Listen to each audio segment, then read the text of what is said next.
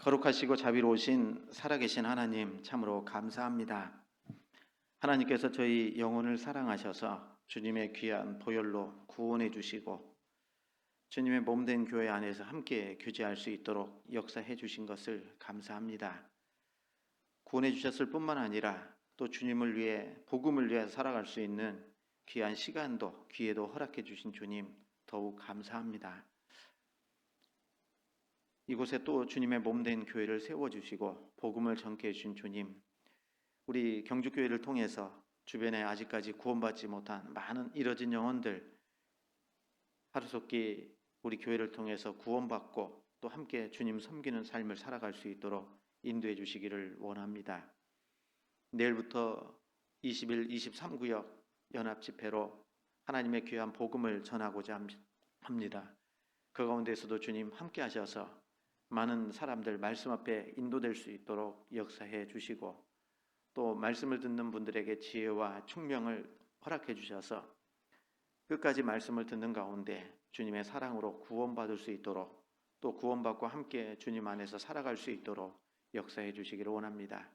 이를 위해서 먼저 구원받은 우리 형제 자매님들 함께 기도하고 수고하고 또 희생하는 한 주간 되어서 많은 구원의 열매가 맺혀지는 그 귀한 일에 모두가 귀하게 쓰임받을 수 있도록 역사해 주시옵소서.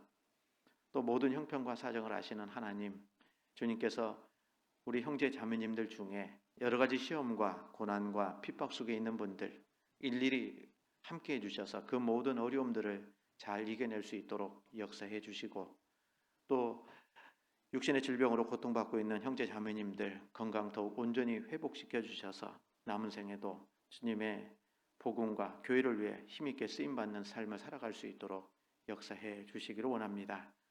오늘도 귀한 시간에 하나님 말씀 앞에 나올 수 있도록 은혜 더해 주신 것을 더욱 감사합니다. 이 시간 저희들이 알아야 될 말씀들을 알 수 있도록 지혜와 총명을 더해 주시고 또 이 말씀이 우리 마음 가운데 새겨져서 남은 생에도 주님의 말씀대로 순종하는 삶을 살아갈 수 있도록 역사해 주시고 그 가운데 허락하신 귀한 축복의 삶을 살아갈 수 있도록 인도해 주시기를 더욱 원합니다. 부득이한 사정으로 이곳에 함께 참여하지 못한 우리 형제 자매님들도 어떤 형편에 있든지 주님께서 늘 지켜주시고 또 있는 처소에서도 주님의 이름을 주님의 영광을 온전히 나타낼 수 있도록 도와주시고 다음에는 모두가 또 함께 말씀 안에서 교제 나눌 수 있도록 인도해 주시기를 원합니다. 모든 시종을 오직 주 성령께서 함께 해주시길 원하며 저희를 사랑하셔서 구원해 주신 예수님 이름으로 감사하며 기도드렸습니다. 아멘. 네, 같이 성경 우리 갈라디아서 5장을 보시겠습니다. 갈라디아서 5장 22절입니다.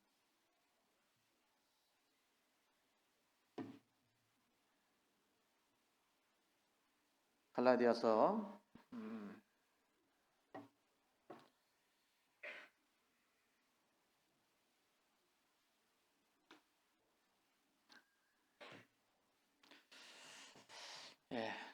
5장 22절 23절 말씀을 같이 한번 읽도록 하겠습니다.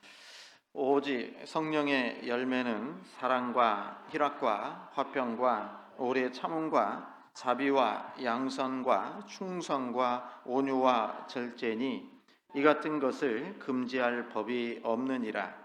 여기까지요. 다시 인사드립니다. 안녕하세요. 앞뒤 좌우 보시면서 인사 한번 나누겠습니다. 사랑합니다 하겠습니다.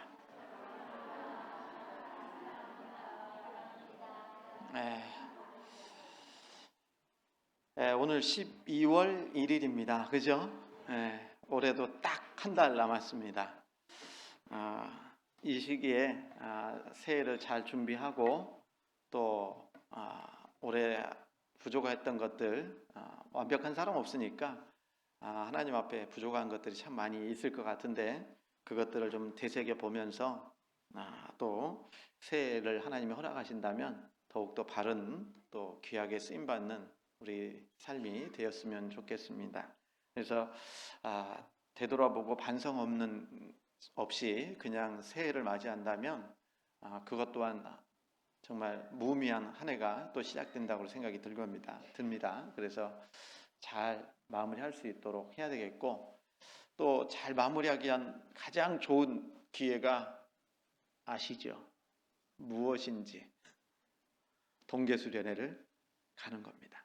그래서 동계수련회 말씀과 교제를 통해서 올 한 해 또 이렇게 좀 되돌아보고, 또 새롭게 내년 한 해를 준비하는 표대 말씀도 좀 삼고, 그리고 정말 주님 앞에 더욱더 충성된 모습으로, 왜냐하면 지금이 주님 오실 때가 너무나도 가까운 시대에 우리가 살고 있기 때문에, 어떤 분이 그런 얘기 하시던데요. 주님이 오늘 오신다면 어떤 모습으로 우리가 주님을 만날까? 잠자다가 만날까? 화장실에서 볼일 보다가 만날까? 정말 세상 가운데 빠져서 신앙적으로 잠자는 신앙을 살다가 주님 만날까? 참 부끄러운 모습이지 않겠습니까?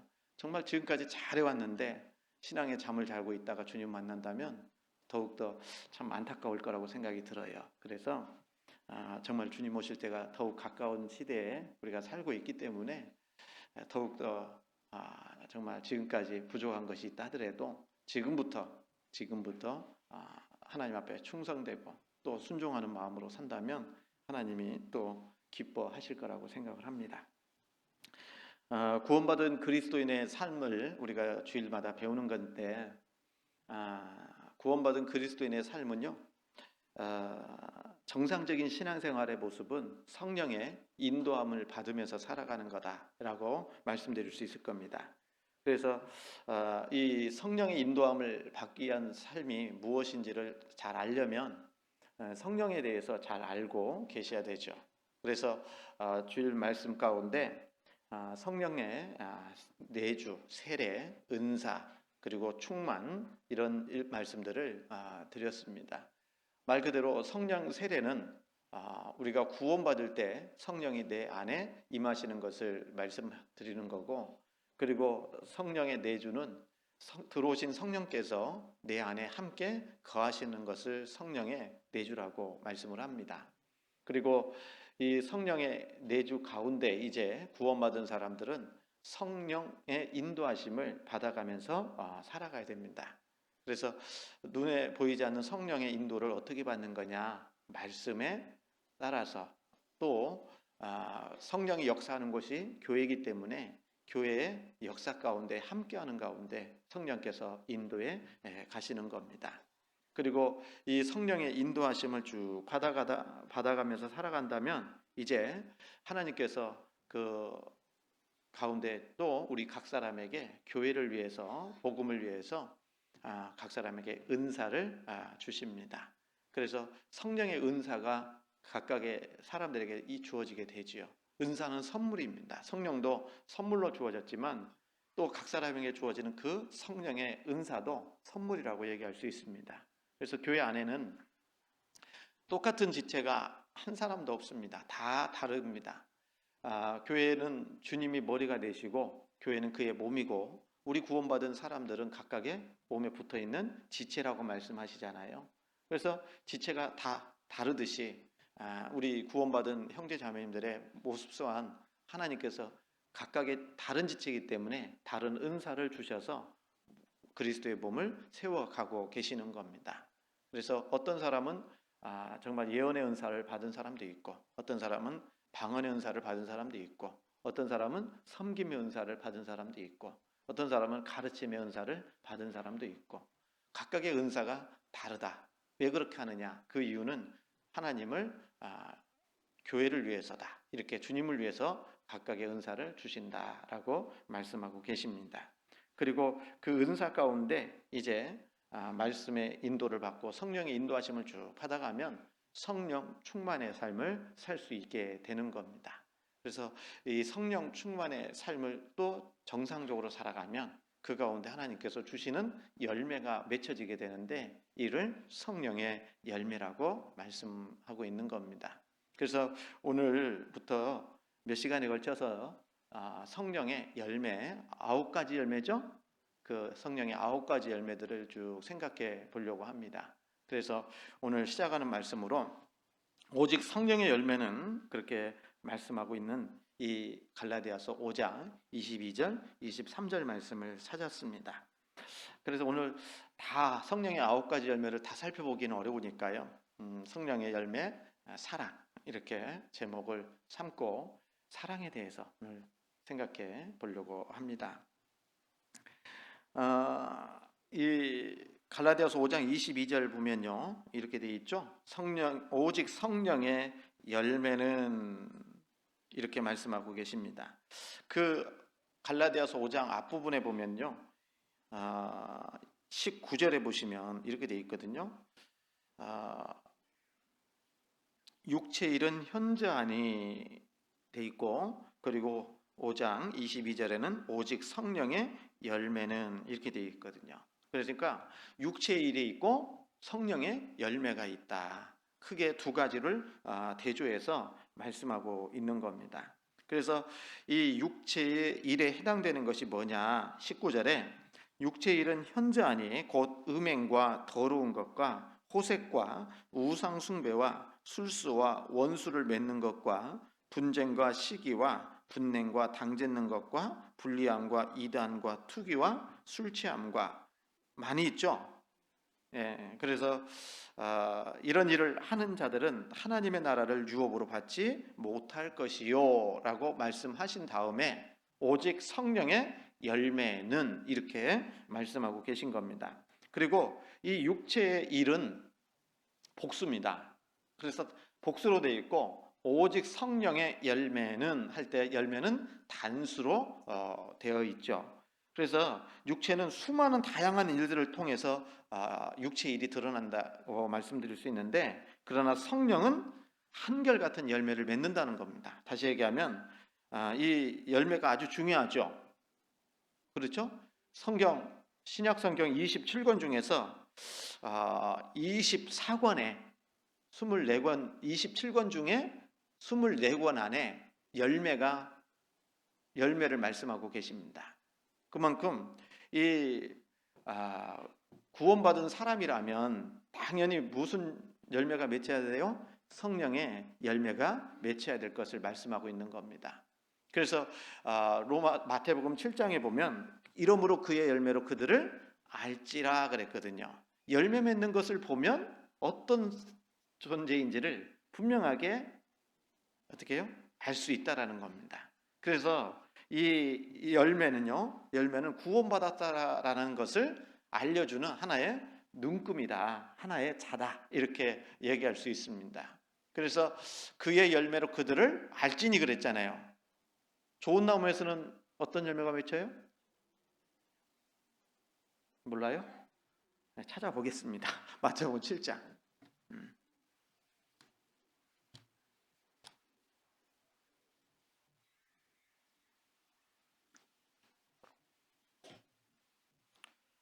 마태복음 7장에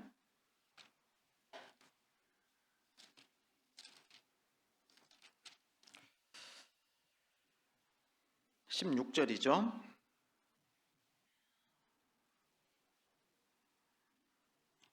16절, 17절, 18절 말씀 같이 읽습니다. 그의 열매로 그들을 알지니 가시나무에서 포도를 또는 엉겅퀴에서 무화과를 따겠느냐. 이와 같이 좋은 나무마다 아름다운 열매를 맺고 못된 나무가 나쁜 열매를 맺나니 좋은 나무가 나쁜 열매를 맺을 수 없고 못된 나무가 아름다운 열매를 맺을 수 없느니라. 예, 좋은 나무는 아름다운 열매를 맺고 못된 나무는 나쁜 열매를 맺는 것이 당연한 거다라는 겁니다. 그러니까 우리가 육체의 일을 현저한 육체의 일을 하고 있느냐, 아니면 성령의 열매를 맺고 살아가느냐, 이것은 무엇을 나타낸다고요? 그 사람이 어떤 사람인지를 우리에게 가르쳐 준다라는 겁니다. 그래서 성령의 열매를 맺는 것은 너무나도 중요한 거죠. 그리고 아까 말씀드린 것처럼 이 성령의 9가지 열매를 말씀하시면서 성령의 열매는 단수라고 되어 있죠. 단수입니다. 그래서 이 성령의 열매는 궁극적으로는 딱 몇 가지예요? 한 가지입니다. 한 가지고 이것은 무엇을 얘기하냐면 한 인격, 즉 다시 얘기하면 예수 그리스도의 인격 속에서 나타난 9가지 특성을 구분해서 말씀해 주는 겁니다. 그래서 이 성령의 9가지 열매는요, 예수님의 인격이다라고 말할 수 있는 겁니다. 그리고 사도 바울께서 말씀하신 것처럼 내가 그리스도를 본받는 자 된 것 같이 너희는 나를 본받는 자 되라라고 말씀하신 것처럼 우리도 주님을 본받아야 되잖아요. 그렇다면 성령이 내 속에 들어와 계신다면 내 속에 무슨 열매를 맺어가야 돼요? 성령의 9가지 열매를 맺어가는 것은 너무나도 당연한 겁니다. 그래서 내 속에 성령이 거하시고 주님의 영이 나를 지배하시면 어떻게 됩니까? 내 속에서 성령의 열매가 맺어지게 되는 겁니다. 즉 다시 얘기하면 예수님의 인격이 내 속에서 점점 이루어 가는 겁니다. 그래서 이 성령의 9가지 열매라고 되어 있지만 단수다. 우리 안에 이루어져야 될 인격을 설명하고 있는 겁니다. 그리고 이 성령의 열매는요, 우리가 맺어든 것이 아니라 우리 안에 거하시는 그 성령의 인도하심에 순종함으로써 맺어지는 성령께서 주시는 열매라는 겁니다. 그러니까 성령의 열매라고 할 때 이게 성령의 열매는 당연히 내가 노력해서 맺어지는 것이 아니라 성령께서 내 속에 거하시고 계시잖아요. 그러므로 인해서 내가 성령의 뜻대로 하나님의 말씀대로 성령의 인도하심에 순종하면서 쭉 살아가다 보면 성령께서 내 인격으로 맺어가는 열매다라는 것을 말씀하고 있는 겁니다. 그래서 성령의 열매는 우리 인간의 힘으로 만들어내는 것이 아니라 성령께서 내 속에서 역사하셔서 만들어내는 열매다, 이렇게 말씀하고 있는 거죠. 그러니까 이 성령의 열매를 맺기 위해서는 어떻게 해야 됩니까? 내가 노력한다고 해서 맺어지는 게 아니에요. 물론 노력도 해야 되겠지만 그러나 전적으로 내 노력만 가지고 이루어지는 열매가 아니라 성령께서 맺어주시는 열매이다라는 겁니다. 그러니까 성령의 열매라고 얘기하고, 이 성령의 열매는 구분해서 얘기하면 9가지 열매라고 그랬죠? 이 9가지 열매가 333으로 나눠집니다. 구분한다면 3개, 3개, 3개예요. 그래서 앞부 첫 번째 이 3개가 뭐죠? 오직 성령의 열매는 사, 희, 화, 그죠? 뭔 소리야? 이러면 안 됩니다. 사랑과 희락과 화평, 이 3가지는 하나님에 대한 계명입니다. 하나님을 향한 열매예요. 그리고 그 다음에 중간에 3개는 오래 참음, 오자양이죠. 오자양. 오래 참음, 자비, 양선. 이 3가지는 타인, 다른 사람을 향한 이 열매라고 얘기할 수 있습니다. 그리고 마지막 3개는 뭐예요? 온절이죠. 충성, 온유, 절제. 이 3가지는 자기 자신을 향한 열매다. 이렇게 3개를 나눠서 구분적으로 생각해 볼 수도 있습니다. 그래서 우선은 하나님께 대해서 맺어야 될 열매가 있고, 다른 사람을 향해서 맺어야 될 열매도 있고, 자기 자신의 속에서 이루어야 될 열매도 있다라는 겁니다. 그래서 이 성령의 9가지 열매를 구분할 때 3개, 3개, 3개 이렇게 나눠서 생각할 수도 있습니다. 그리고 이 구원받은 그리스도인들은 아까 말씀드린 것처럼 열매를 맺는 삶을 살아야 되는 것이 마땅한 겁니다. 열매는 크게 또 2가지로 구분해서 생각해 볼 수가 있거든요.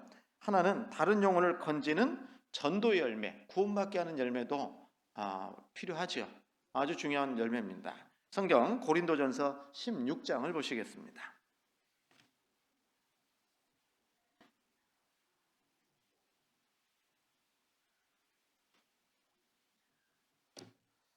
고린도전서 16장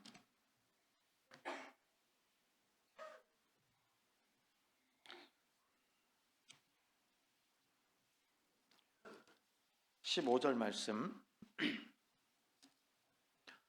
고린도전서 16장 15절 말씀. 15절 말씀 같이 읽습니다. 형제들아, 스데바나의 집은 곧 아가의 첫 열매요 또 성도 섬기기로 작정한 줄을 너희가 아는지라. 내가 너희를 권하노니. 형제들아, 스데바나의 집은 곧 아가야의 첫 열매요. 이렇게 말씀하는 것은 뭐죠? 아가야 지역에 구원받은 첫 열매가 누구예요? 이 스데바나 집 사람들이다라는 거죠. 그러니까 열매가 뭐예요? 전도 열매, 구원의 열매를 말씀하고 있는 겁니다. 그리고 이 아가야의 첫 열매요. 또 이 스데바나 집은 구원받은 이후에도 어떻게 살았어요? 성도 섬기기로 작정한 줄을 너희가 안다 그랬잖아요. 그러니까 우리도 이제 구원을 확실히 받았죠. 모르겠어요? 그럼 내일부터 또 참석하셔야 됩니다. 네. 이 구원을 받고 우리 마음 가운데 정말 개인적으로도 그렇고 가정적으로 그렇고 하나님을 섬기기로 작정한 집으로 살아가는 것이 필요할 겁니다. 다시 얘기하면 결심이 필요한 거예요. 결심. 아무런 결심 없이 신앙생활 잘 하는 것 아닙니다. 그렇죠? 여러분 그렇지 않습니까? 우리도 결심이 필요해요. 결심이.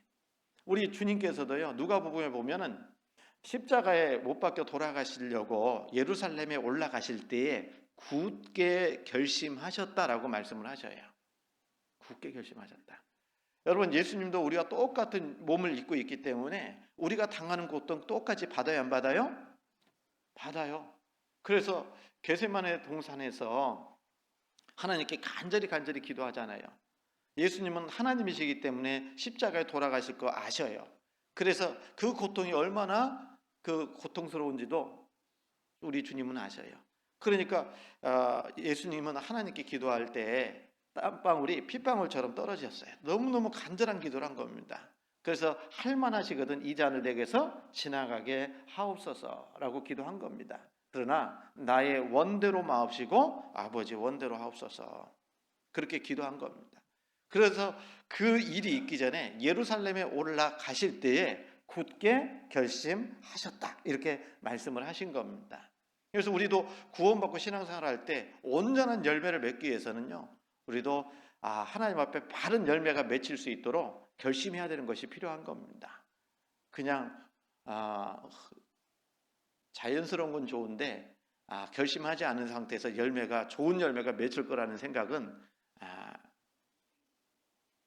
속된 말로 꿈 깨야 됩니다. 그래서는 안 됩니다.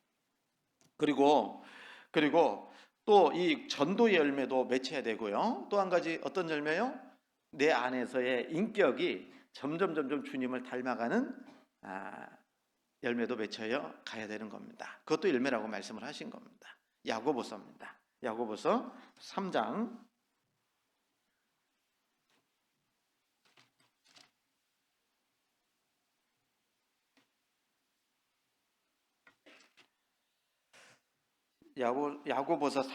18절입니다.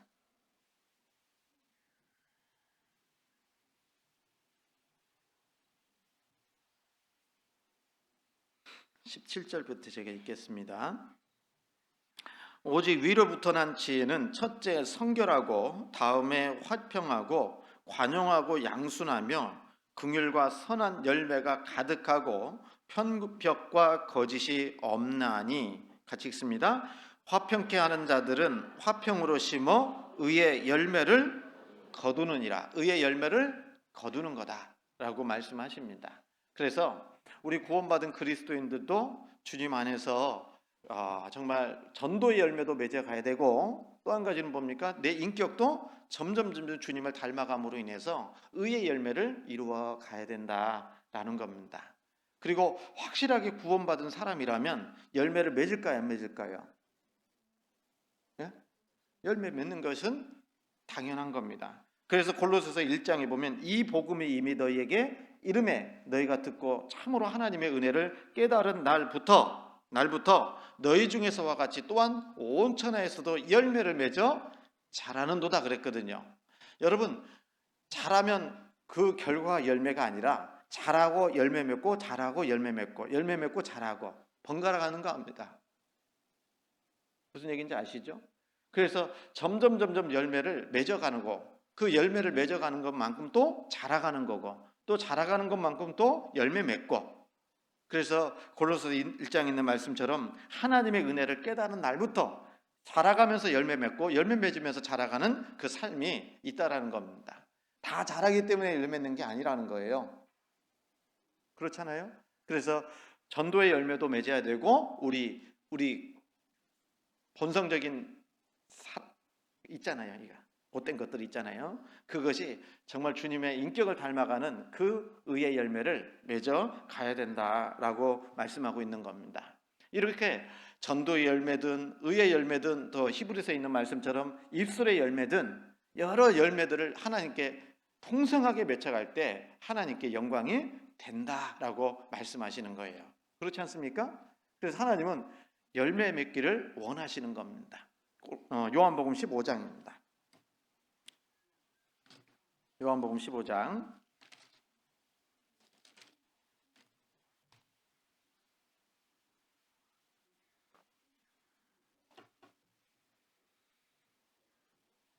1절에 보시면 제가 읽겠습니다.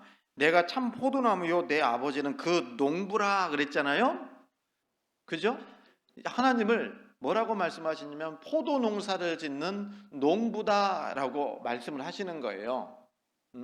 그리고 예수님은 포도나무고 우리는 구원받은 사람은 그 가지다 이렇게 말씀을 하시잖아요. 여러분, 농부가 포도 농사를 왜 져요? 예? 보기 좋으려고. 포도 농사 왜 짓습니까? 포도 열매를 거두려고 그러잖아요. 그래서 농부가 포도 농사에 그 열매를 풍성하게 거두기 위해서 가지치기도 하고 농약도 주고 뭐 여러 가지를 할 거 아닙니까? 그죠? 이 포도나무라고 이제 비유한 것은요 너무나도 잘 하나님께서 말씀하신 것 같아요. 왜냐하면은 이 에스겔서에 보면요 이 포도나무는 아무 쓸데가 없다. 어디에만 쓸데 있다고요? 열매 맺는 것만 쓸모 있지 그 어떤 데도 쓸모가 없다. 백향목처럼 큰 나무여서 목재로 사용하지도 못하잖아요. 네? 심지어는 나무 못으로도 사용할 수 없는 게 이 포도나무다. 그렇게 말씀하셔요. 그래서 열매 맺지 않는 포도나무는 의미가 없다라고 얘기하시는 겁니다. 그래서 여기도 예수님이 말씀하시길 내가 참 포도나무의 내 아버지는 그 농부라. 그래서 이 포도 열매가 맺히기 위해서는 어떻게 해야 됩니까? 붙어 있어야 된다. 가지는 몸에 붙어 있어야지만이 열매 맺는다라고 말씀을 주시는 거잖아요. 그래서 예수님이 구원받고 첫 번째 명령하신 것이 이거예요, 실은요. 15장 3절, 4절 같이 읽습니다. 너희는 내가 일러준 말로 이미 깨끗하였으니 내 안에 거하라. 나도 너희 안에 거하리라. 가지가 포도나무에 붙어 있지 아니하면 절로 과실을 맺을 수 없음 같이 너희도 내 안에 있지 아니하면 거하리라. 여러분, 가지는 붙어 있는 책임이에요? 열매 맺는 책임이에요? 헷갈리면 안 되는데 붙어 있으면 됩니다. 붙어 있으면 열매가 맺히게 돼 있다라는 겁니다. 그래서 붙어 있으면서 하나님께서 주시는 열매를 맺어가야 되는 겁니다. 15장 8절입니다. 그래야 하나님께 영광이 된다는 겁니다. 같이 읽습니다. 너희가 과실을 많이 맺으면 내 아버지께서 영광을 받으실 것이요 너희가 내 제자가 되리라. 그래서 여러분 이 말씀처럼 너희가 과실을 많이 맺으면 이 과실이라는 게 아까 얘기한 것처럼 전도의 열매뿐만 아니라 여러 인격적인 열매도 필요한 겁니다. 그죠? 그 많은 열매를 맺어가면 여기 과실을 많이 맺으면 내 아버지께서 영광을 받으실 것이요 그랬잖아요. 열매를 맺어가야 하나님께 영광이 된다 그 말이에요. 응? 열매 맺지 않으면 하나님께 영광이 돼야 한대요? 안 된다라는 겁니다. 안 된다는 거예요. 그리고 받으실 것이요 너희가 내 제자가 되리라 그랬잖아요. 그게 무슨 얘기예요? 열매를 맺어야 제자 된다는 겁니까? 열매 맺음으로 제자 된다는 것이 아니라 열매를 맺을 때 제자라는 것이 증명된다 이런 얘기죠. 그러니까 당연히 주님의 제자라면, 그리스도의 제자라면 열매 맺어야 돼, 안 맺어야 돼요? 맺음으로 이분이 주님의 진짜 제자다라는 것을 입증할 수 있다라는 겁니다. 쉽게 얘기하면 우리 간혹 그런 얘기 하잖아요. 나 구원 받았어. 구원 받았다니까. 예수님 피로 내 제 영혼이 용서됐다니까 말은 합니다. 그런데 삶의 모습을 보면은 구원받은 사람으로서의 그 열매가 안 나타난다면 구원 받았다고 인정돼요, 안 돼요? 잘 안 되잖아요. 안 그렇습니까?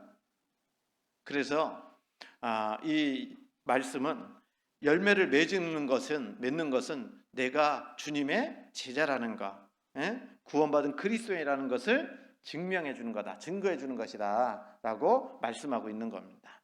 그래서 우리 구원받은 그리스도인들은요, 당연히 성령의 열매를 맺는 삶을 살아야 돼요, 안 살아야 돼요? 살아야 되는 겁니다. 그래서 좀 전에도 말씀드린 것처럼 9가지 열매가 있는데 그 9가지 열매를 다 공부하려면 시간이 별로 없어요. 그래서 한 가지씩 시간 되는 대로 이렇게 좀 살펴보려고 합니다.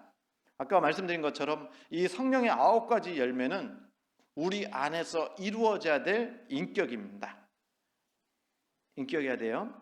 그래서 인격으로 딱 자리 잡을 수 있도록 해야 되는 겁니다. 그리고 앞에 3가지 사랑과 희락과 화평은 하나님을 향한 그 계명이고 그 열매고요. 그 가운데서 이제 우리도 그런 열매를 맺어갈 수 있도록 해야 될 거라는 겁니다. 자, 여러분, 이 첫 번째 뭐예요?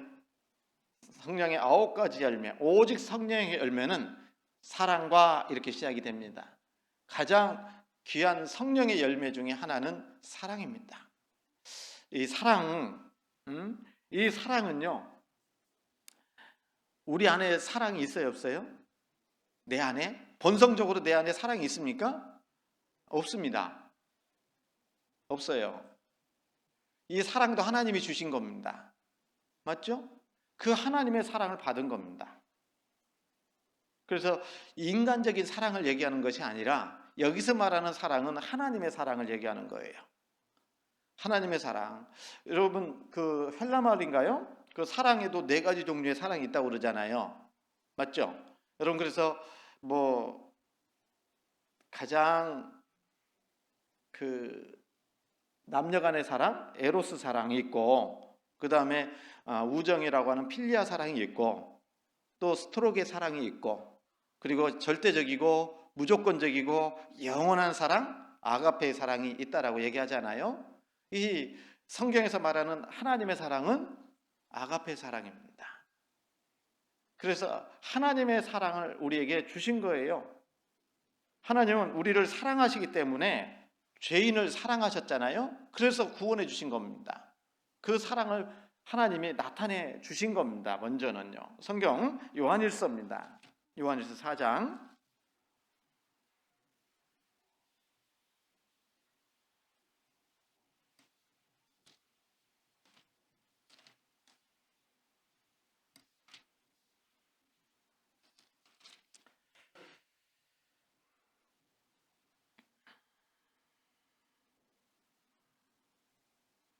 요한일서 4장 9절 10절입니다.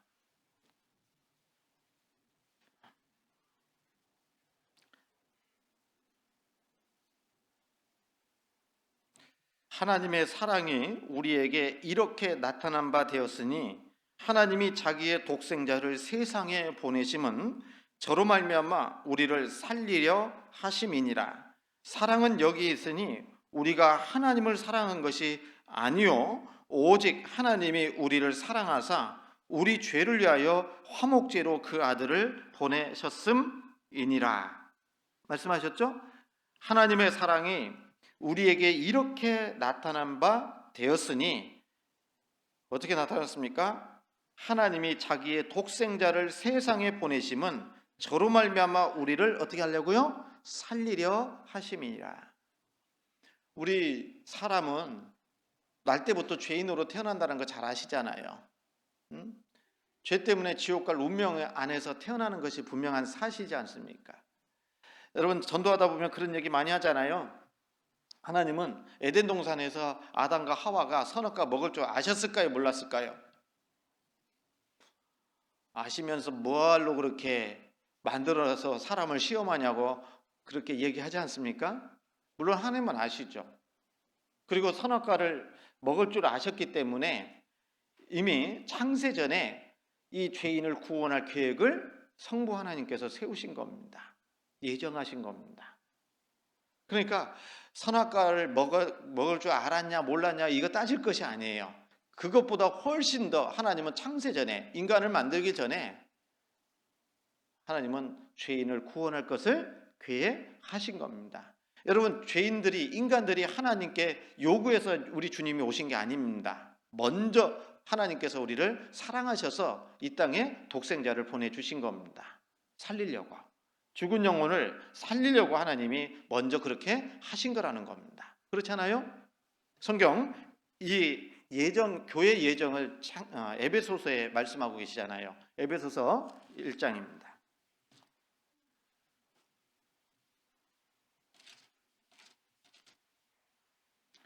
3절.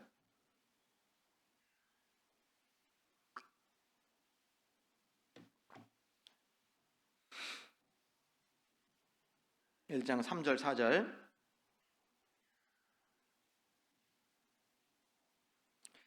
찬송하리로다. 하나님 곧 우리 주 예수 그리스도의 아버지께서 그리스도 안에서 하늘에 속한 모든 신령한 복으로 우리에게 복 주시되 곧 창세 전에 그리스도 안에서 우리를 택하사 우리로 사랑 안에서 그 앞에 거룩하고 흠이 없게 하시려고 그 기쁘신 뜻대로 우리를 예정하사 예수 그리스도로 말미암아 자기의 아들들이 되게 하셨으니 이래 돼 있잖아요.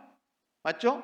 찬송하리로다. 뭘 찬송해야 돼요? 하나님 곧 우리 주 예수 그리스도의 아버지께서 그리스도 안에서 하늘에 속한 모든 신령한 복으로 우리에게 복 주시되, 어떻게 복 주셔요?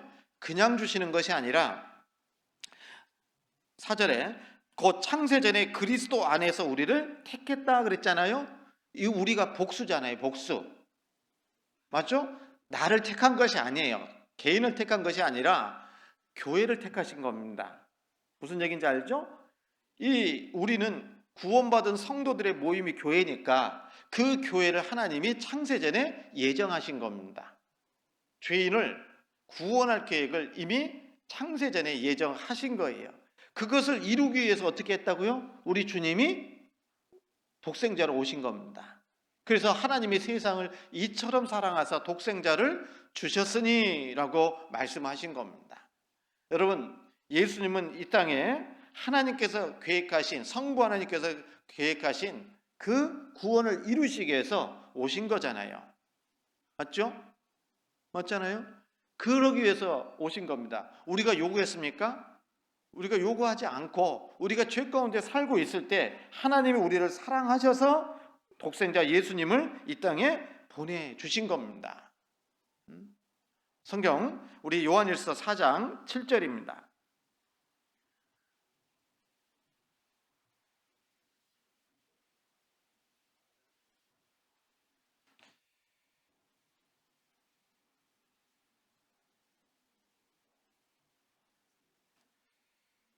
요한일서 4장 7절 8절 같이 읽습니다. 사랑하는 자들아 우리가 서로 사랑하자. 사랑은 하나님께 속한 것이니 사랑하는 자마다 하나님께로서 나서 하나님을 알고 사랑하지 아니하는 자는 하나님을 알지 못하나니 이는 하나님은 사랑이심이라. 사랑하는 자들아 우리가 서로 사랑하자. 사랑은 하나님께 속한 것이니 이 사랑은 아가페의 사랑을 얘기하는 거죠. 이 아가페의 사랑은 하나님께 속한 것이고 그리고 그 사랑하는 자마다 하나님께로 나서 하나님을 알고 사랑하지 아니하는 자는 하나님을 알지 못하나니 이는 하나님은 사랑이심이라. 하나님은 사랑이시다라고 말씀하셔요. 여러분, 그 하나님께서 우리를 사랑하셔서 오신 건데 그 하나님의 사랑은 이타적인 사랑이다라는 겁니다. 그리고 무조건적이고 절대적인 사랑이다 이렇게 말하는 겁니다. 여러분, 조건 붙었어요? 안 붙었어요? 하나님이 우리를 사랑하시는데 조건 있습니까? 없잖아요. 무조건적으로 우리를 사랑하셔서 오신 거잖아요. 그렇죠? 맞지 않습니까? 그래서 하나님은요, 정말 하나님 안에서 우리가 구원을 받고 주님을 위해 살기를 원하시는 거죠. 그래서 먼저는 하나님의 사랑을 먼저 받는 것이 중요하죠. 어떤 사랑? 하나님의 사랑입니다. 인간적인 사랑 말고요, 절대적이고 영원하신 그 하나님의 사랑을 나타내 주시고, 그 사랑을 어떻게 합니까? 사람들이 믿고 받기를 원하시는 겁니다. 여러분, 그 하나님의 사랑은 남을 섬기는 사랑입니다. 이타적인 사랑이고. 그래서 그 주님이 요한복음 13장에 보면은 제자들의 발을 손수 씻기셨잖아요. 사랑을 나타낸 겁니다. 섬김의 모습으로. 어떻게 씻겼어요? 이렇게 물어보니까 또 깨끗하게 씻겼죠. 그 뜻이 아니고요. 예, 성경 요한복음 13장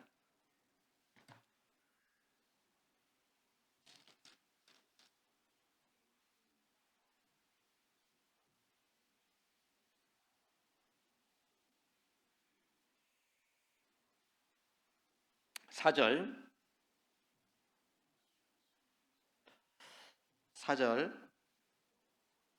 저녁 잡수시던 자리에서 일어나 겉옷을 벗고 수건을 가져다가 허리에 두르시고 이에 대하여 물을 담아 제자들의 발을 씻기시고 그 두르신 수건으로 씻기기를 시작하여 했습니다.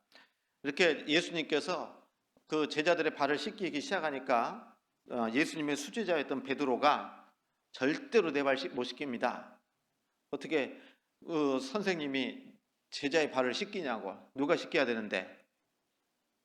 제자들이 발을 씻기는 것이 당연하고 선생이 발을 씻기는 게 당연하고, 맞죠? 그리고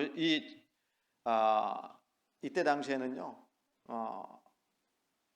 우리처럼 이렇게 신발을 신고 다니는 것이 아니라 구두가 아니라 샌들 있잖아요. 샌들 몰라요? 하계수양에 한번 가보세요. 샌들 신고 다니는 분들이 많아요. 네? 그러니까 모래, 사막, 광야 같은 데를 다니다 보면은 먼지가 껴요, 안 껴요? 네. 그 손님이 오면 이제 그런 신발을 신고 오는 손님을 맞이할 때 먼저 발을 씻겨주는 거예요. 누가? 종들이요. 종이 하는 겁니다.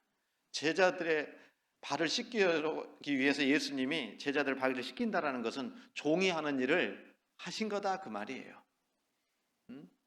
그래서 제자들의 발을 씻기기 시작하면 베드로가 절대로 못 씻깁니다 라고 하니까, 내가 내 발을 씻기지 아니하면 나와 상관이 없다, 예수님이 말씀하신 겁니다. 깜짝 놀랐어요. 주님과 상관없다면 큰 문제가 되잖아요. 그래서 발뿐만 아니라 전체를 씻겨달라고 하니까 예수님이 이미 목욕한 자에게는 발밖에 씻을 필요가 없느니라 라고 말씀하셨어요.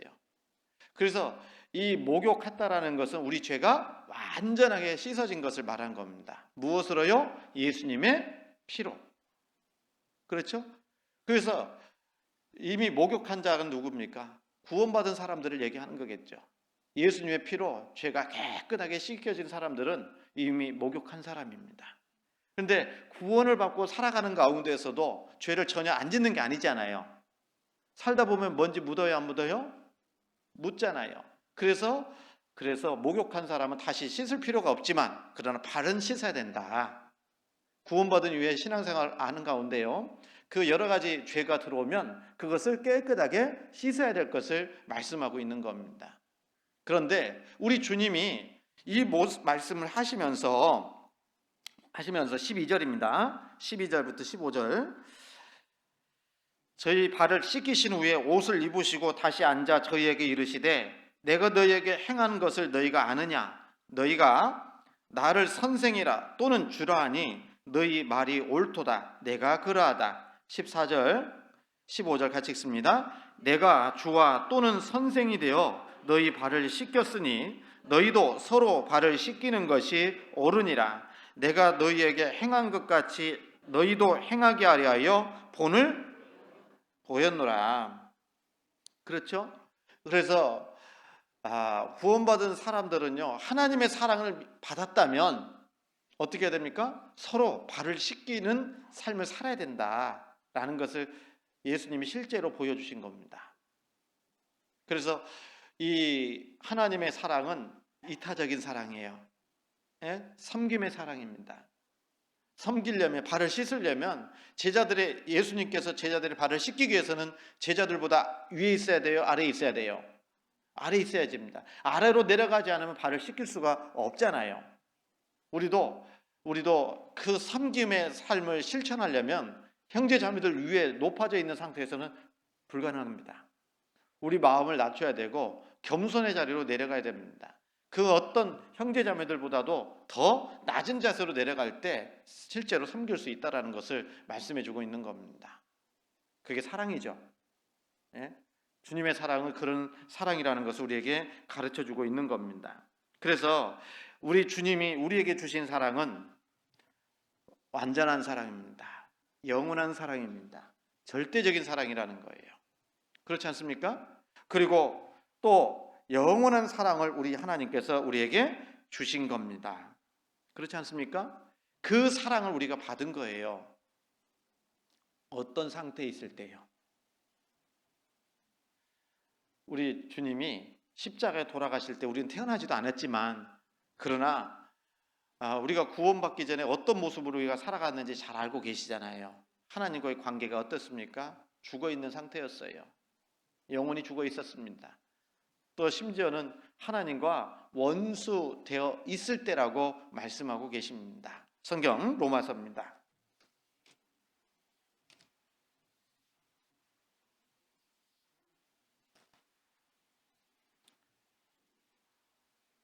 로마서 5장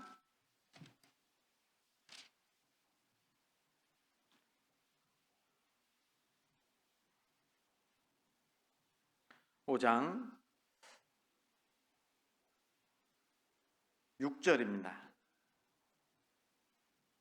6절, 우리가 아직 연약할 때에 기약대로 그리스도께서 경건치 않은 자를 위하여 죽으셨도다.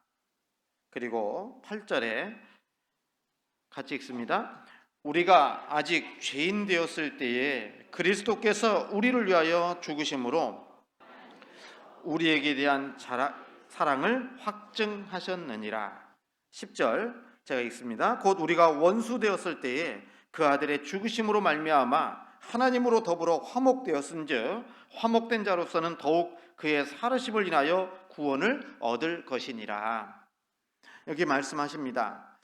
우리가 아직 연약할 때에 선을 행할 능력이 없어요. 죄인이 무슨 선을 행할 수가 있겠습니까? 맞죠? 우리는 의를 행할 수 있는 능력이 없는 사람들이었습니다. 죄인들이었다라는 겁니다. 그래서 여기 우리가 아직 연약할 때에 기약대로, 약속대로 그리스도께서 경건치 않은 자를 위하여 어떻게 했어요? 죽으셨다라는 겁니다. 여러분, 우리가 주님께 죽어달라고 부탁한 적 없어요.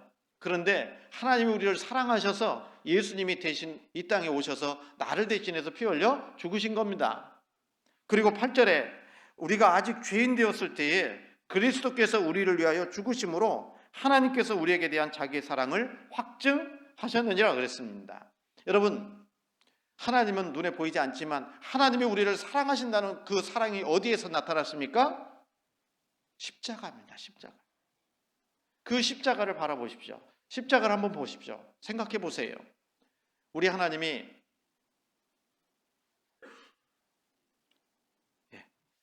죄인인 우리를 그렇게 사랑하신 겁니다. 그렇게 사랑하신 거예요, 실은.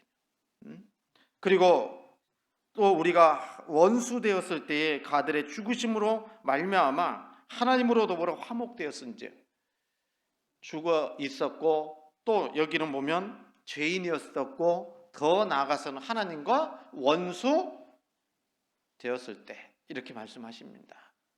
그랬을 때 우리를 하나님과의 관계는 우리가 죄인으로 태어났을 때는 연약했고 죄인이었고 또 하나님과 원수 관계였다 그 말이에요. 여러분, 원수를 위해서 죽어줄 수 있습니까? 우리 본성은 그렇게 할 수 없습니다. 원수를 갚으면 갚았지 원수를 위해서 죽을 수는 없잖아요. 우리 본성이 그렇지 않습니까? 예수님은 하나님이셔요. 그래서 그 죄 없는 예수님이 원수 같은 나를 구원해 주시기 위해서 십자가에 피 흘려 돌아가셨다 그 말이에요.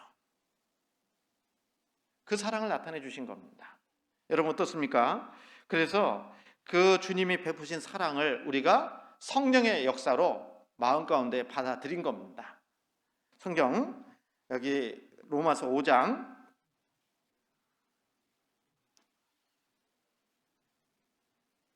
5절입니다. 5절 같이 한번 읽겠습니다. 소망이 부끄럽게 아니함은 우리에게 주신 성령으로 말미암아 하나님의 사랑이 우리 마음에 부음받음이니. 하나님의 사랑이 우리 마음에 부어졌다 그 말이에요. 어떻게요? 누구 때문에? 성령으로 말미암아. 예?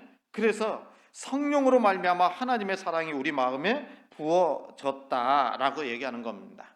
그래서 우리 하나님께서는요, 그 사랑을 우리에게 주셨기 때문에 또 그 사랑을 하라고 요구하시는 겁니다. 이해갑니까? 그래서 아까 갈라디아서 5장 22절 오직 성령의 열매는 사랑과 할 때 그 사랑은 하나님의 사랑을 얘기하는 겁니다.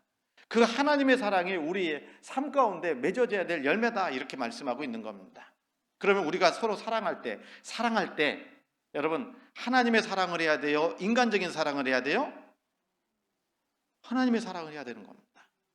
하나님처럼 우리도 절대적인 사랑을 하기를 원하시는 겁니다. 완전한 사랑을 하기를 원하시는 거예요. 이타적인 사랑을 하기를 원하시는 겁니다. 영원한 사랑을 하기를 원하시는 겁니다. 그 하나님은 우리에게 그것을 말할 수 있고 요구할 수 있는 자격이 충분히 있는 겁니다. 왜요? 그 사랑을 주셨기 때문에 그렇습니다. 여기도 말씀하신 것처럼 성령으로 말미암아 하나님의 사랑이 우리 마음에 부은 바 되었다라고 말씀하십니다. 그래서 하나님이 우리를 사랑하셔서 값없이 우리를 위해서 피 흘려 돌아가신 겁니다. 그렇지 않습니까? 성경 에베소서 5장입니다.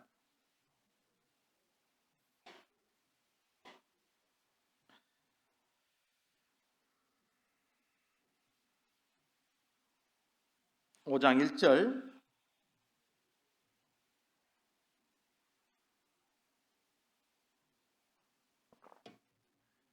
에베소서 5장 1절 2절 그러므로 사랑을 입은 자녀같이 너희는 하나님을 본받는 자가 되고 그리스도께서 너희를 사랑하신 것 같이 너희도 사랑 가운데서 행하라. 그는 우리를 위하여 자신을 버리사 향기로운 제물과 생축으로 하나님께 드리셨느니라. 그러므로 사랑을 입은 자녀같이 너희는 하나님을 본받는 자가 되고 그랬죠? 어떤 면에서 본받아야 됩니까? 사랑을 나타내는 데 있어서도 본을 받아야 된다 그 말이에요. 그래서 그리스도께서 너희를 사랑하신 것 같이 너희도 서로 사랑 가운데에서 행하라 이렇게 말씀하시는 겁니다. 계명이에요. 그래서 맞죠? 요한복음 13장 34절 35절에 새 계명을 너희에게 주노니 새 계명을 주신 겁니다. 옛 계명도 물론 사랑입니다. 그런데 옛 계명은 하라고만 하지 할 수 있는 능력을 못 주었어요. 그런데 새 계명은 하라고 하시면서 어떻게 한다고요? 그 하나님의 사랑을 우리 마음 가운데 주셨기 때문에 할 수 있는 능력도 있다 그렇게 말씀하시는 겁니다. 그래서 하나님의 명령입니다. 무슨 명령이요? 사랑하는 것은 하나님의 계명이고 명령인 거예요. 사랑해야 되는 겁니다. 이해가시죠? 예? 이해가시죠? 사랑해야 되는 것이 하나님의 뜻이에요. 예? 그래서 우리는 서로 사랑해야 된다라고 말씀을 하신 겁니다. 여러분 여기 사랑을 입은 자녀 됐어요? 안 됐어요? 됐어요? 안 됐어요? 사랑을 받은 사람은 하나님을 사랑할 수 있을까요? 없을까요? 있죠. 있어요? 없어요? 있잖아요. 같이 성경 한번 보겠습니다. 시편 18편 1절 말씀입니다. 너무 짧은 말씀인데 너무 좋은 말씀이어서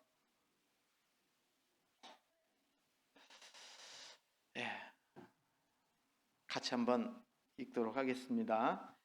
나의 힘이 되신 여호와여, 내가 주를 사랑하나이다. 짧죠? 다윗이 이렇게 말씀해 주셨는데, 나의 힘이 되신 여호와여, 내가 주를 사랑하나이다. 왜 다윗이 이런 간증을 할 수 있었을까요?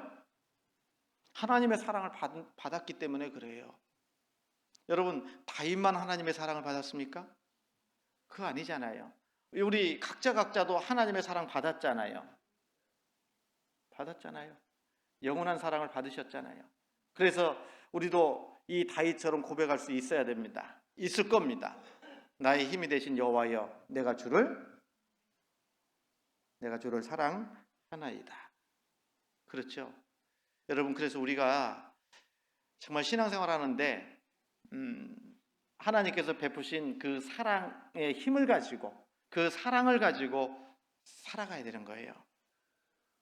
나의 힘이 되신 여호와여. 여러분, 시편 18편이요 꽤 길어요. 50절까지 있네요.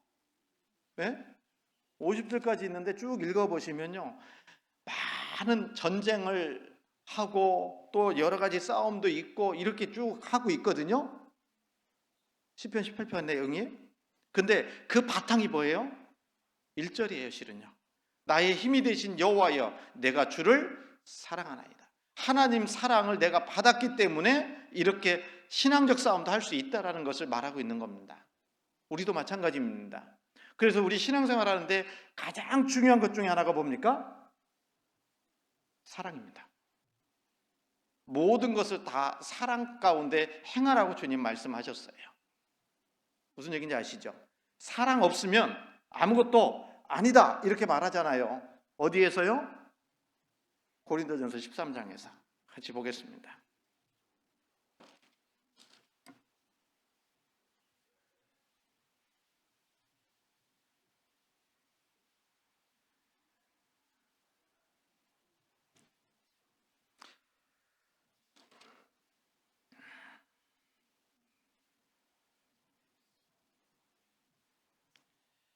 고린도전서 13장 1절부터 3절까지입니다. 같이 읽습니다.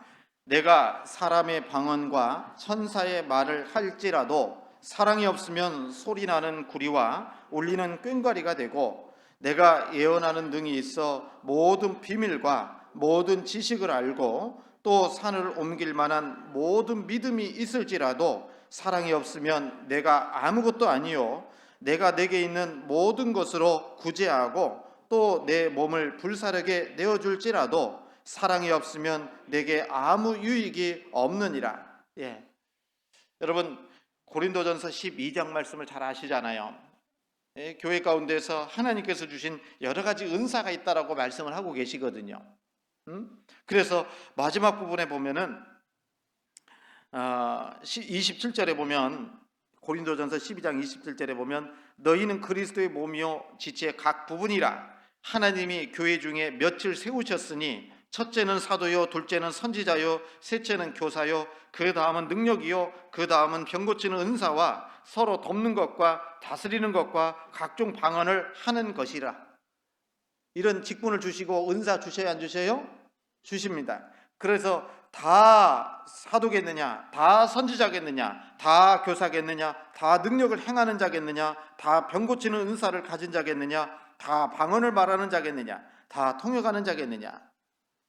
이런 은사를 하나님이 교회 가운데 주시는데 있다라는 겁니다. 그런데 주님 말씀하시기를 너희는 더욱 큰 은사를 사모하라. 내가 또한 제일 좋은 길을 너희에게 보이리라 말씀하신 겁니다. 뭐죠? 여러분, 여러 가지 은사도 중요합니다. 그런데 더 큰 은사, 더 중요한 은사가 뭡니까? 내가 이것을 말하겠다 하고 싶으면서 이어지는 말씀이 고린도전서 13장이잖아요. 사랑입니다. 가장 큰 은사는 뭡니까? 사랑의 은사예요. 사랑의 은사. 그렇지 않습니까? 그렇게 말씀하시면서 사랑이 없으면 아무것도 아니다 이렇게 말씀하고 계시는 겁니다. 그래서 내가 사람의 방언과 천사의 말을 할지라도 사랑이 없으면 소리나는 구리와 울리는 꽹과리가 되고, 내가 예언하는 등이 있어 모든 비밀과 모든 지식을 알고 또 산을 옮길 만한 모든 믿음이 있을지라도 사랑이 없으면 내가 아무것도 아니다, 그렇게 말씀을 하시잖아요. 여러분, 우리가 신앙생활 하는 거 있잖아요. 주님의 사랑으로 정말 행하고 있는가? 사랑 없이 행할 수 있어요. 안 그러겠습니까? 여기 말씀하시잖아요. 예? 여기 3절에도 내가 내게 있는 모든 것으로 구제하고 잘하는 거잖아요. 내 몸을 불사르게 내어줄지라도 그렇게 할 수 있다라는 겁니다. 뭐 없이도, 사랑 없이도 그렇게 할 수 있다라는 거예요. 그런데 사랑이 그 가운데 그렇게 하더라도 사랑이 없으면 내게 아무 유익이 없느니라 라고 말씀하십니다. 어제 우리 3일에 걸쳐서 김장했잖아요. 김장. 우리 어머니장님이요, 김장을 하니까 긴장을 엄청 하더라고요. 네. 그런데 열심히 봉사하는 거 어제도 참 감사했습니다. 많은 분들이 이렇게 김장하는데 속으로 이번에 봉사에 안 나오신 분들은 김장 먹지 말라고 해야 될까? 이런 못된 마음도 올라오던데. 예? 여러분, 그런데 중요한 것은요, 이렇게 정말 한 해 동안 열심히 수고하고 봉사하는 거 감사하잖아요. 그런데 마음 바탕에 뭐가 없으면, 사랑이 없으면 안 되는 거예요. 사랑이 없으면. 그래서 이 신앙생활 하는데 사랑 빠지면 안 됩니다. 우리가 그 주님께서 주신 사랑을 받았잖아요. 그 사랑으로 행하라라고 말씀하고 계시는 거잖아요. 그리고 그 사랑은 뭐냐? 사랑의 정의를 4절부터 7절까지 해주고 계시는 겁니다. 이 고린도전서 13장은 사랑이라고 했는데, 사랑장이라고 했는데, 이 사랑장에 이 사랑을 다른 말로 얘기하면 예수님이에요. 예수님의 인격을 얘기하는 겁니다. 그래서 좀 전에도 말씀드린 것처럼 갈라디아서 5장에 있는 성령의 열매도 예수님의 인격을 말하는 거고, 그리고 이 고린도전서 13장에 있는 사랑도 예수님의 사랑, 인격을 말하고 있는 거예요. 네? 그래서 사랑은 뭡니까? 사랑은 눈에 안 보이잖아요. 그럼 어떻게 해야 돼요? 이렇게 해야 된다라는 겁니다. 이렇게 드러나야 된다라는 거예요. 4절부터 7절까지 같이 읽습니다. 사랑은 오래 참고, 사랑은 온유하며, 자랑하지 아니하며, 교만하지 아니하며, 무례히 행치 아니하며, 자기의 유익을 굳지 아니하며, 성내지 아니하며, 악한 것을 생각지 아니하며, 불의를 기뻐하지 아니하며, 진리와 함께 기뻐하고, 모든 것을 참으며, 모든 것을 믿으며, 모든 것을 바라며, 모든 것을 견디느니라. 사랑. 눈에 보이지 않지만 이 사랑은 이와 같은 겁니다. 사랑 보니까요, 시작은 뭡니까? 사랑은 오래 참고, 이렇게 시작을 합니다. 그리고 7절 마지막 부분에 모든 것을 견디느니라, 이렇게 끝납니다. 사랑은요, 견디는 겁니다. 오래 참는 것이 사랑이고 견디는 것이 사랑입니다. 여러분, 내가 오래 참지 못한다, 누구를 향해서 오래 참지 못한다, 사랑하지 않기 때문에 그런 거예요. 견디지 못하는 것도 사랑하지 않기 때문에 그런 겁니다. 여러분, 사랑은 오래 참고로 시작해서 모든 것을 견디느니라, 이렇게 말씀하고 있는 겁니다. 세부적으로 시간이 없어서요, 세부적으로 생각하기는 좀 그렇지만, 사랑은 오래 참고, 사랑은 온유하며, 온유라고 돼 있는데요, 성령의 열매 중에 온유가 있으니까 그때 한번 생각해 보고요.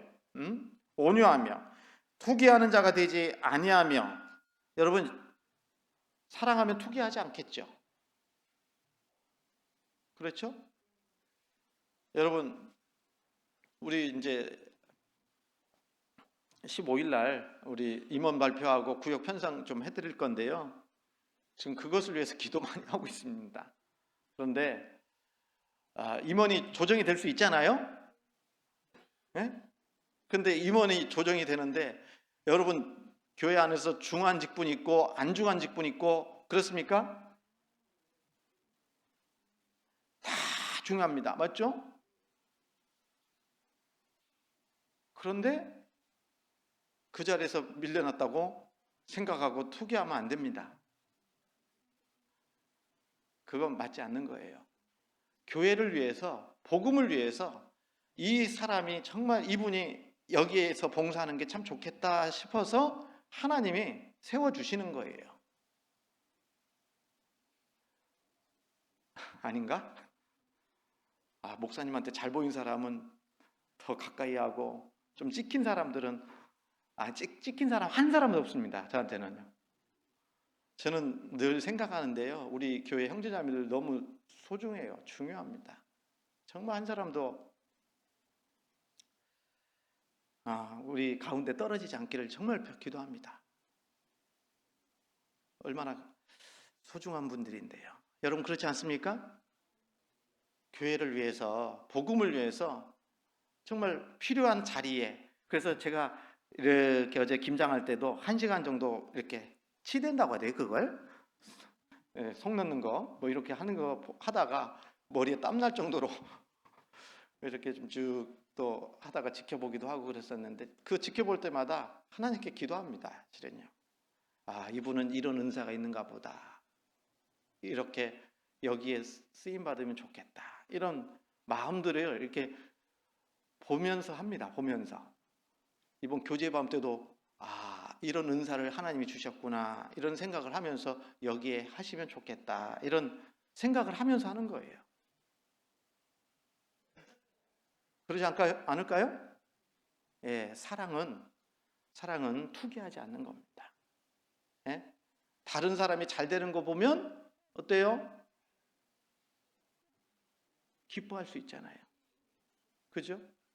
내가 전도해서 구원받고 신앙생활 잘하는 형제자매들 보면 기뻐요? 짜증나요? 그래서 성경에 먼저 된 자가 나중되고 나중된 자가 먼저 된다는 말씀이 이루어지는 것 같아가지고 막 기분이 그러면 안 되는 겁니다. 그만큼 사랑이 없다라는 뜻이에요. 예. 그래서 투기하는 자가 되지 아니하며, 사랑은 자랑하지 아니하며. 자랑할 것이 없어요. 실은요. 여러분 자랑할 거 있습니까? 자랑할 게 하나도 없어요. 실은요.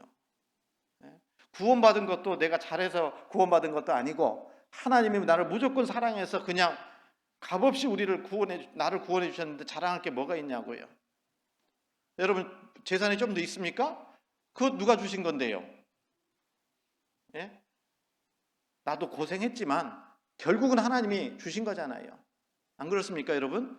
여러분 여기 생각해 봐요. 하나님이 건강 안 주셨어 봐요.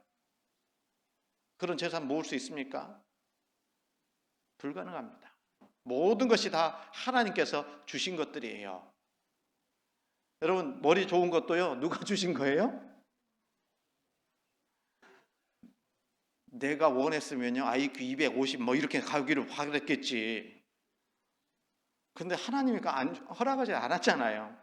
이 모든 거 다 머리 좋은 거, 재주 있는 거 다 하나님이 주신 것들이에요. 실은요. 그걸 가지고 우리가 지금 살아가고 있는 겁니다. 자랑할 거 있어요, 없어요? 자랑 하나도 없습니다. 오직 자랑할 것은 누구밖에? 우리 구원받은 그리스도인들은 십자가 외에 자랑할 것이 없고 하나님만이 자랑할 수밖에 없는 겁니다. 자랑하지 아니하며 교만하지 아니하며 무례히 행치 아니하며. 여기서 사랑은 무례히 행치 않는 거다라고 말씀하셔요. 여러분 사랑은 무례히 행치 않는 거라고 말씀하시죠? 예의가 있어야 돼요. 예의가 있어야 됩니다. 그래서 가까울수록 예의를 더 잘 차려야 됩니다. 지켜야 돼요. 여러분 정말 가까우신 분들 계시죠? 네? 무례하게 행하는 것은 사랑이 아닙니다. 그래서 우리 이제 자주 얘기했던 것 같은데, 나이가 많든 적든 상관없이요, 다 존중해주는 말을 써야 됩니다. 님자 써요, 안 써요? 네? 형제님, 자매님, 집사님 써요, 안 써요? 예? 말이 짧으시면 안 됩니다. 예? 다 다 님자 붙여줘야 됩니다. 그리고 가능하면요, 이름을 부를 때에도요, 누구 뭐시기 이러면 안 되고요, 절대로 안 되고, 나이가 어리다고 그렇게 하면 안 되고요. 정말 초등부 학생들 잘 모르겠네. 어쨌든 무슨 형제님 성까지 같이 붙는 것이 좋습니다. 저를 부를 때 김 목사 그러면 제가 어떻게 반응해야 될까요? 준현아 그런 사람은 없지만, 예?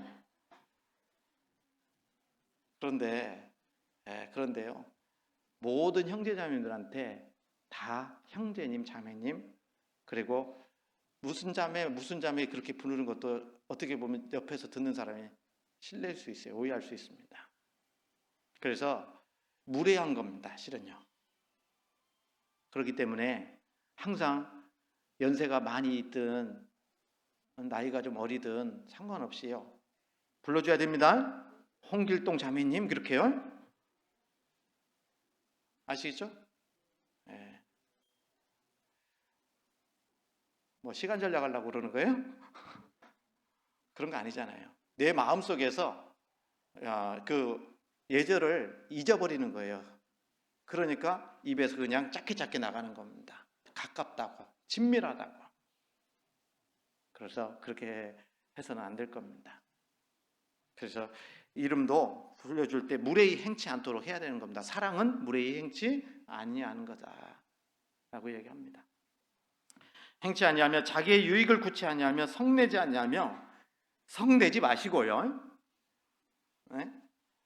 그래서 기질적으로 성을 잘 내시는 분들이 계시는데, 야고보서에 보면 사람이 성내는 것이 하나님의 의를 이루지 못한다라고 말씀하셨습니다. 맞아요? 예? 누구한테 성내요? 가까운 사람한테 성내요, 실은요. 남편은 누구한테 성내는 겁니까? 직장 가서 직장 상사한테 성대 못 냅니다. 바로 잘리는데. 누구한테요? 만만하니까 성내는 것 같은데 그러면 안 됩니다. 우리 형제자매들한테도 서로 성내는 모습 보이면 안 되죠. 안 그러겠습니까? 그래서 성내지 아니하며, 그리고 악한 것을 생각지 아니하며, 그리고 불의를 기뻐하지 아니하며. 불의를 기뻐하지 않는다는 것은 뭡니까? 여러분, 불의가 죄잖아요, 죄. 여기 사도 바울도 화를 냈어요. 예수님도 화를 내셨어요. 어떤 것에 대해서? 의롭지 못한 것에 대해서, 하나님 앞에서.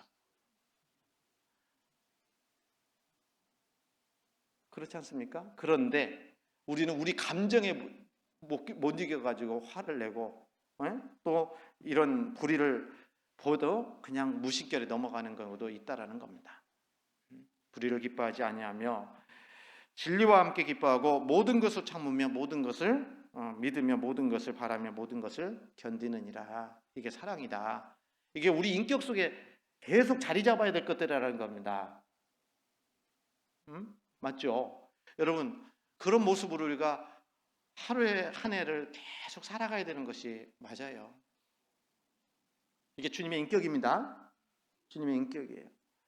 자, 우리는 그 사랑을 가지고 살아가고, 그리고 그 사랑은 이제 8절부터 10절까지는 사랑은 영원하다 이걸 말하고 있는 겁니다.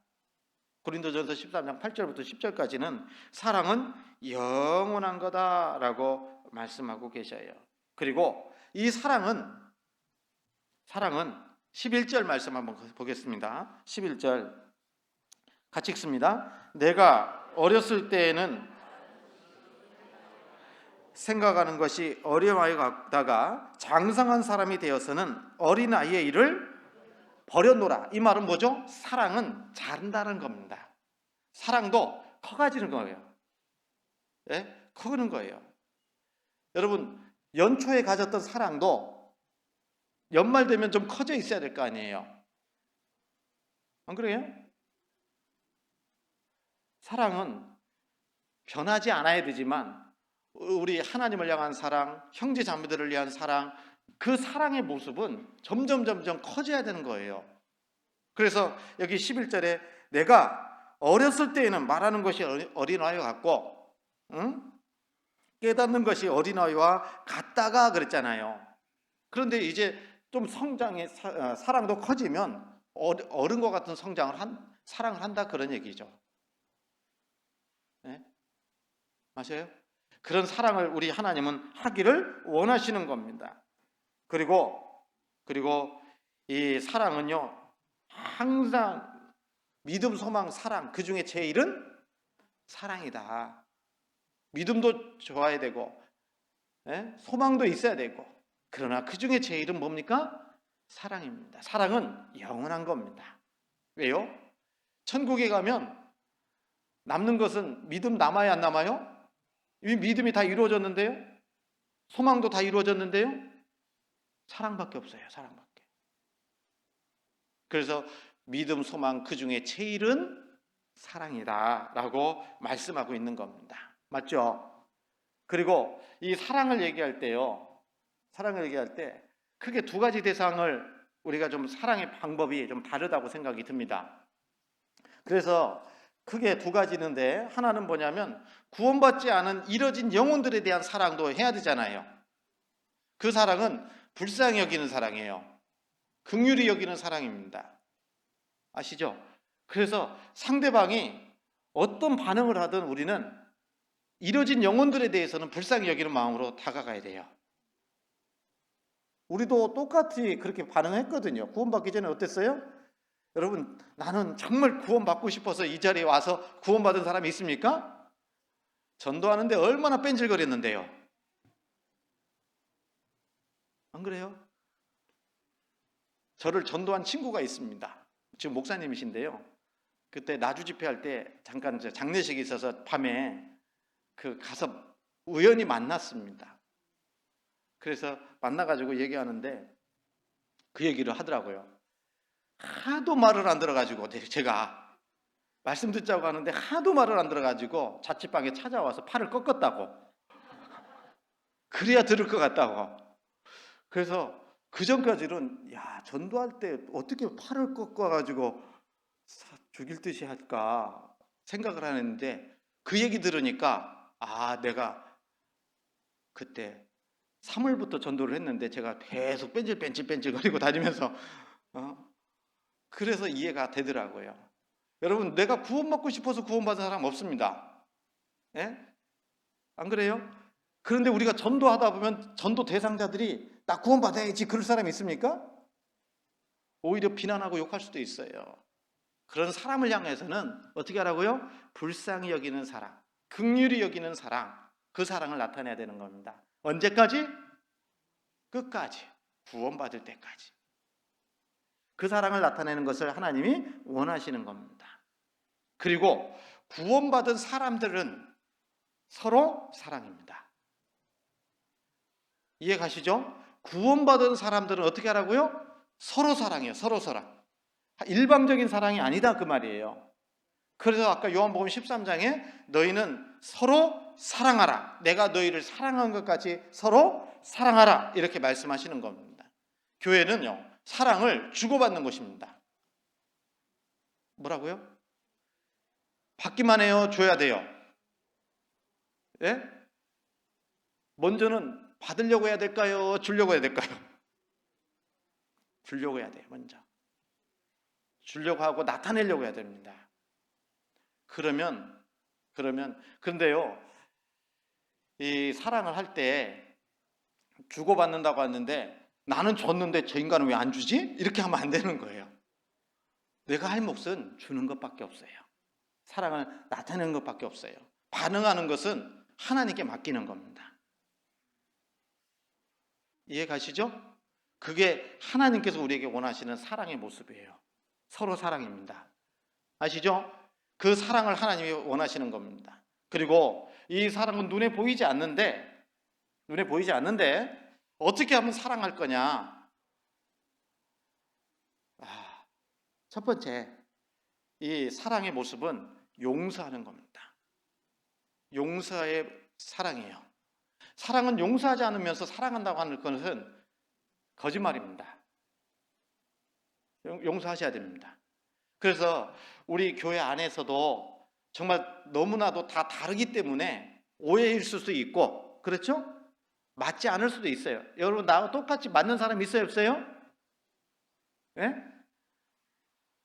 안 맞는다니까요. 제가 우리 자매하고 25년 이상을 살았어도 아직도 안 맞는 것이 많다니까요. 여러분 서로 맞아서 살아가는 게 아니라 맞춰가면서 살아가는 거예요. 이해가시죠?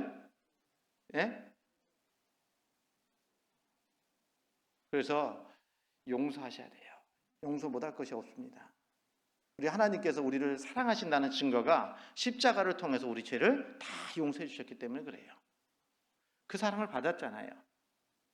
그런데 하물며 형제자매 용서 못해요? 왜 못해요? 네? 용서하셔야 돼요. 정말입니다. 그래서 여러분, 용서를 하는 것이 하나님의 뜻이에요. 잠언 보시겠습니다. 17장 9절입니다.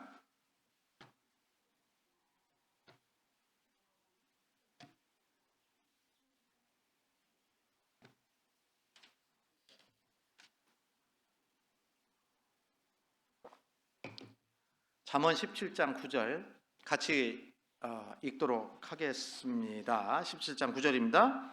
허물을 덮어주는 자는 사랑을 구하는 자요, 그것을 거듭 말하는 자는 친한 것을 이간하는 자니라. 사랑은 뭐라고요? 허물을 덮어주는 겁니다. 덮어주는 거예요. 여러분, 자기 자녀의 허물이 보이면요, 동네방네 돌아다니면서 떠들어요, 안 떠들어요? 자기 자녀의 허물을 얘기합니까? 안 합니다. 사랑하니까 안 해요. 맞죠? 그리고 자기 자녀에 대해서 다른 사람들한테도 얘기하지 않지만 자기 자녀에 대해서도 얘기 안 합니다. 그게 사랑이거든요. 그래서 여기 말씀하신 것처럼 허물을 덮어주는 자는 사랑을 구하는 자요, 그것을 거듭 말하는 자는 친한 것을 이간하는 자니라. 여러분, 지나간 얘기는 할 필요 없습니다. 맞죠? 자꾸 그 얘기 할 필요 없어요. 서운했던 얘기 이런 거 할 필요 없습니다. 예? 과거는 과거입니다. 그래서 우리는 형제자매들을 용서하는 그 삶을 살기를 하나님이 원하는 거예요. 그래서 사랑, 다시 얘기하면 용서입니다. 사랑, 또 다른 모습은 희생입니다. 여러분, 희생하십니까? 여러분, 우리 각자 자녀들이 있으면 자녀들을 향해서 사랑하기 때문에 희생하지 않습니까? 맞죠? 여러분, 우리 하나님 사랑 받았잖아요. 하나님 사랑하십니까? 사랑하시죠? 교회 사랑하십니까? 사랑하시죠? 옆에 한번 봐봐요. 형제자매 사랑하십니까? 사랑하시죠? 아까 인사할 때 사랑합니다, 그거 가지고 사랑하는 거 아니에요. 실천을 해야 돼요. 실천을. 용서하십시오. 어떤 일이 있더라도 용서해야 됩니다. 혹시 제가 우리 형제자매들한테 부족한 것들이 있으면 용서하세요. 그게 사랑입니다. 그리고 또 뭐 하라고요? 희생하는 거예요. 여러분 사랑하는 사람이 있으면 다이아몬드 반지라도 하나 사주고 싶어요? 안 사주고 싶어요? 안 사주고 싶어요? 그럼 사랑하는 거 아니에요. 여러분, 옆에 있는 형제자매들 사랑한다면 밥이라도 한 끼 사주면서 사랑한다고 해야 될 거 아니에요. 안 그래요? 사랑한다면 그렇습니다. 그래서 우리 그런 얘기 많이 듣잖아요. 그 경찰관하고요, 기자하고 그 다음에 목사님들이 이 세 직업을 가진 사람들, 목사가 직업인지는 모르겠지만 밥 얻어먹기 진짜 어렵다고. 네? 여러분, 그런데 손을 내밀어야 됩니다. 내밀어야 돼요. 사도행전 20장에 있는 말씀처럼 주는 것이 받는 것보다 더 복이 있다 하심을 기억해야 할지니라. 줘야 됩니다. 그래서 어디에서 줘야 돼요? 어디에서 줘야 돼요? 옆에 있는 형제자매 호주머니에서 꺼내가지고 줘요? 내 호주머니에서 줘야 돼요. 내 호주머니에서. 내 것을 하나님께 드리고 형제자매들을 위해서 쓸 수 있어야 돼요. 희생이죠. 안 그렇습니까? 그래서 이 마가복음 14장에 보면은 막달라 마리아 나오잖아요. 막달라 마리아인가? 아닌데 그 마리아 나오잖아요. 예수님을 향해서 장사를 위해서 어떻게 했습니까? 향유옥합을 깨트려 가지고 예수님께 부어드렸잖아요. 300데나리온이나 되는 그 돈을 가지고, 맞죠? 그거 엄청난 금액입니다. 엄청난 금액이에요. 여자의 몸으로 1데나리온이 남자 장정 하루 품삯입니다. 여자니까 1.5배 정도, 1.5배가 아니라 0.7 정도 될라나? 여자가 하루 벌 수 있는 돈이 남자보다는 적을 거 아닙니까? 그러니까 1년 내내 한 푼도 안 쓰고 모은 거예요. 모은 거. 주님의 장사를 위해서 그걸 내놓은 거예요. 내놓은 거예요. 그 자기 거 다 전체 드린 겁니다. 그렇죠?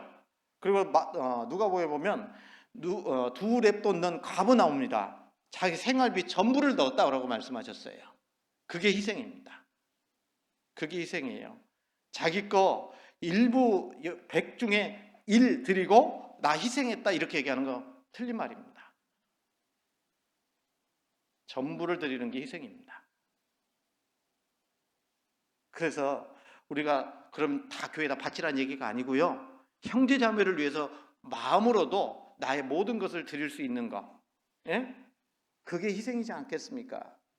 그래서 여러분, 이 구원받은 그리스도인들의 맺어가야 될 성령의 열매 9가지가 있는데 그 9가지 열매 중에 첫 번째가 뭐라고요? 사랑입니다. 그 사랑은 하나님께서 나에게 주신 사랑을 내가 받았기 때문에 삶 가운데 형제자매를 하나님을 향해서, 그리고 정말 우리 삶의 모든 영역 속에서 그 사랑을 나타내기를 원하는 겁니다. 그 사랑의 열매를 맺어가야 될 거예요. 아시겠죠? 그렇게 살아야 됩니다. 그래서 성령의 열매, 사랑에 대해서 말씀을 드렸습니다. 기도하겠습니다.